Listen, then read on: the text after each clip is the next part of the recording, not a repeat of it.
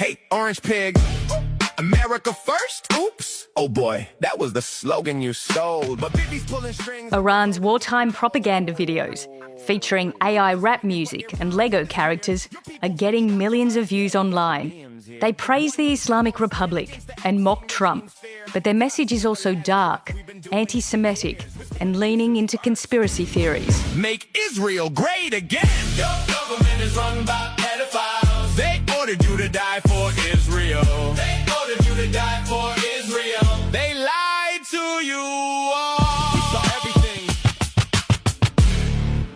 So how's a regime that shut down the internet and isn't known for its sense of humour captured the zeitgeist so well?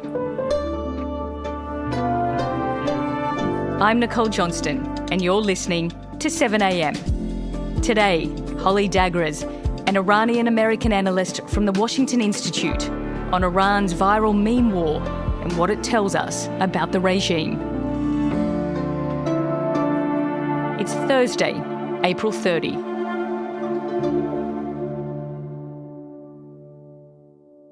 Holly, I've got to say, I've become a bit addicted to watching these Iranian Lego videos over the last couple of weeks, and they really seem to have taken the world by storm. But before we get into who made them, what's behind it, let's talk through a couple of them. What's one that's really stuck out to you? I think that the one that really stood out to me recently was the one about Secretary of War Pete Hegseth.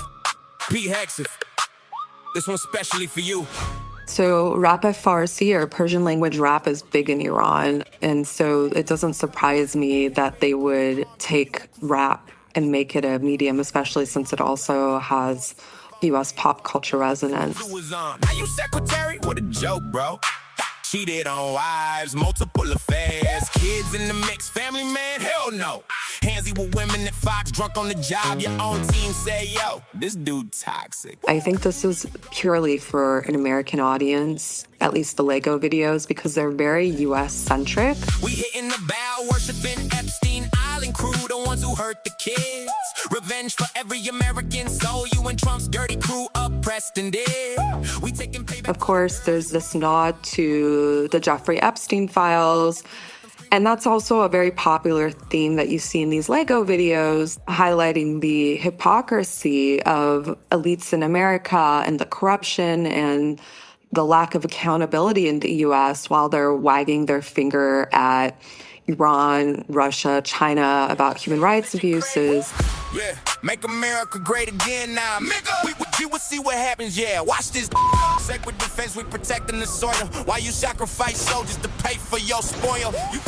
Each and every one of them has a lot of attention to detail, not just in this video specifically, but other ones as well. Like it depicted President Donald Trump as a gambler. And actually that was a nod to IRGC Quds Force Commander Qasem Soleimani, who was actually killed by the first Trump administration in a U.S. airstrike in Iraq. And Soleimani famously used to describe Trump as a gambler. We were talking about one earlier. It goes through Trump's business deals in the Gulf.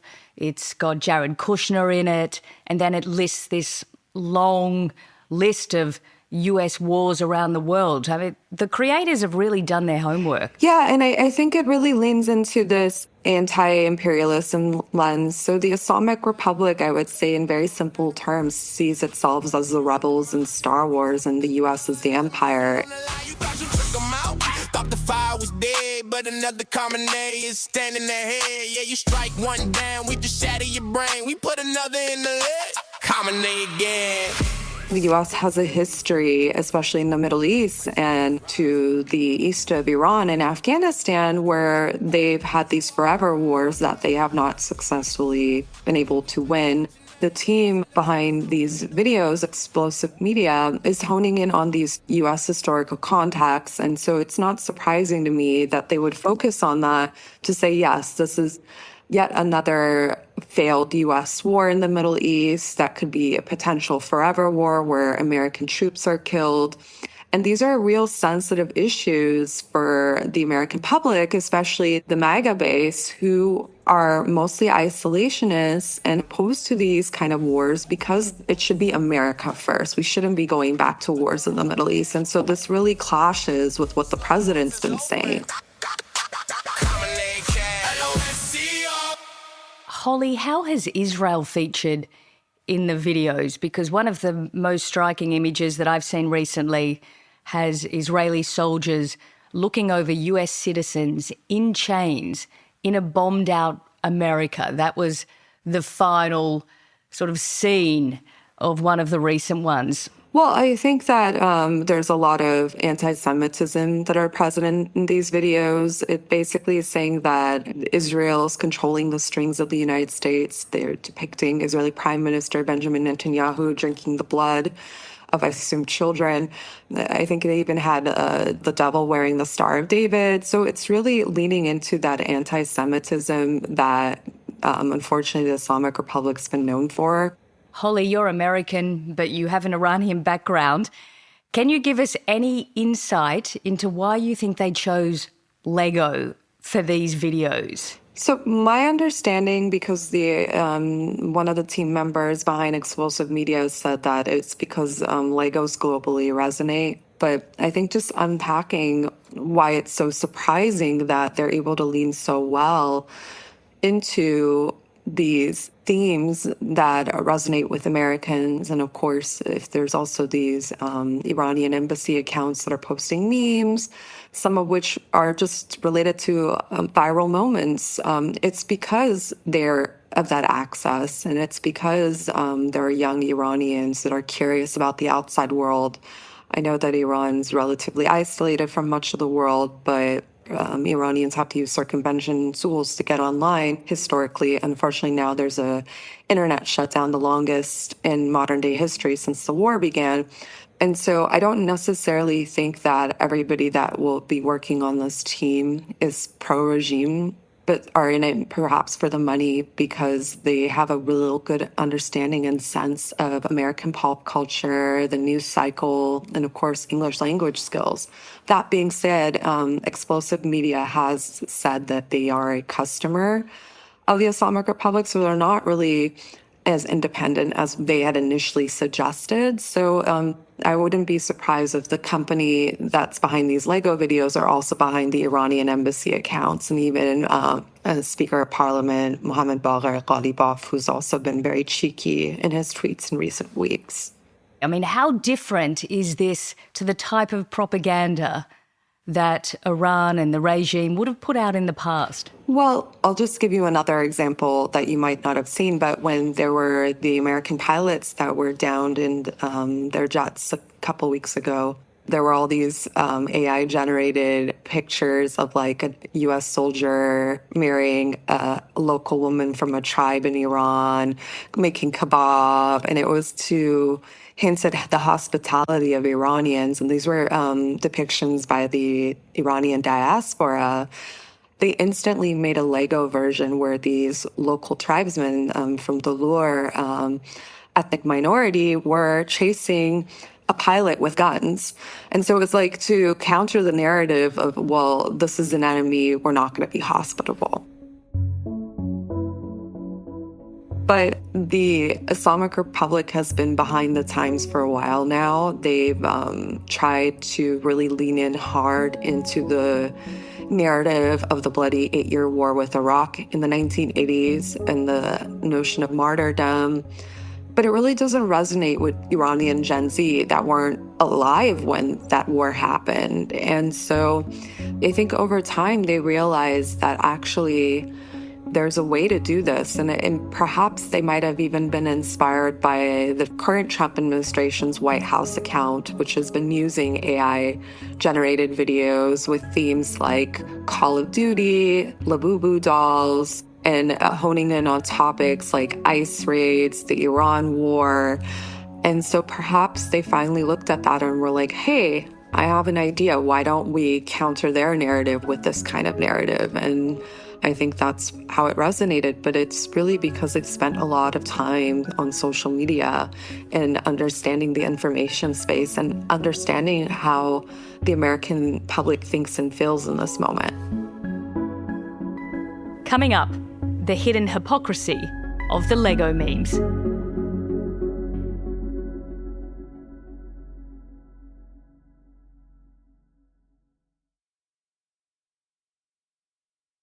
What do you think the reaction would have been to these videos inside the country from both pro and anti-regime people? And I also know, Holly, that you really focus on young people in Iran. So do you think they would, in some ways, be sort of loving this attention and this propaganda war, or are they just really focused on trying to survive? Well, I think pro-regime Iranians, if they could understand in entirety what was being said, I think it would resonate because some of those themes, like the Epstein files or having that deity ball or the reference to Trump as a gambler, these are themes that we actually see in the pro-regime rallies, like the 1979 revolution anniversary that happens annually in February. And so I think that would resonate. But for the average Iranian that's anti-regime, I think they would just scoff at it. Because for them, in this moment, they're trying to get by.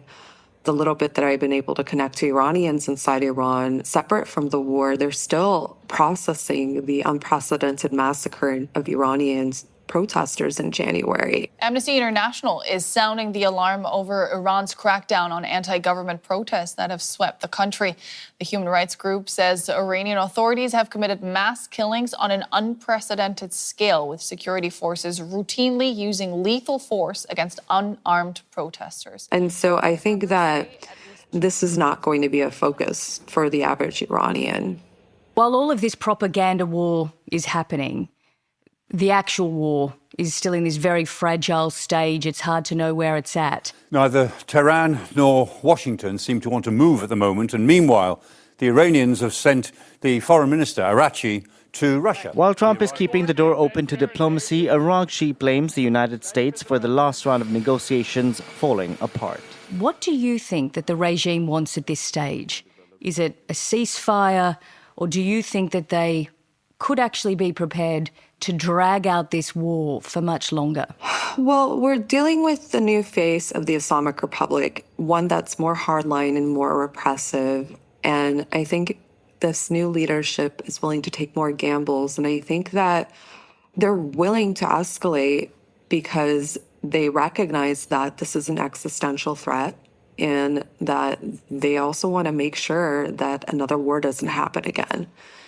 And so that's why you see, even on this blockade, there have been entertaining talks, but they haven't decided to go to Islamabad. So basically, they're calling Trump on his bluff. And I think that for them, they want to make sure this is the war that ends all future wars. And unfortunately, if and when that does happen, I think if they had their druthers, they would go all the way and try to develop a nuclear weapon to make sure that a future conflict doesn't arise, because they see it as a form of deterrence. Finally, Holly, if we could look inside Iran. Now, Trump initially urged Iranians to rise up against the regime. That didn't happen during this war. And if anything, some analysts are saying Iran could become even more repressive, with the Revolutionary Guard so firmly entrenched now. What do you think? Well, I keep saying that Trump, I think, was hoping for a Venezuela deal, but he's created a North Korea instead, a regime that's more hardline, more repressive, more emboldened. And unfortunately, the Iranian people are caught in the middle. An overwhelming majority want the Islamic Republic gone, and the situation has created a place where now Iranians are worried about the Islamic Republic taking revenge on the Iranian people. Just earlier in March, there were at least 1,500 arrests. Those have been growing every day. There's been at least half a dozen executions, and some of them are protesters tied to the January anti-regime uprising. But they're really trying to win the propaganda or narrative war. And I think it's important to emphasize we're in the longest internet shutdown in Iranian history that's been state imposed. Meanwhile, these accounts are able to freely post online while the Iranian people are really struggling to get online, or they have to buy these really expensive VPNs that are, I would say, shady because they are likely tied to the clerical establishment's security apparatus, or they're just really struggling even to get connectivity in these moments. And so it's clear to me that this is part of a narrative war where they're trying to show them a different face to the outside world while they repress their own people.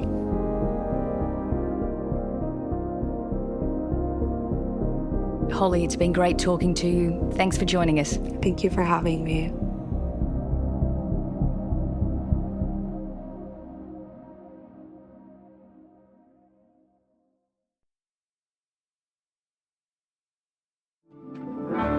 I'm Nicole Johnston, and this has been my last week filling in for Ruby Jones, who'll be back in the 7 a.m. hosting seat next week. It's been great bringing you some of the biggest stories of the year so far, from the beginning of the Iran war to the arrest of Prince Andrew to getting out and speaking with protesters at the explosive rally against Israeli President Isaac Herzog. Thanks so much for listening.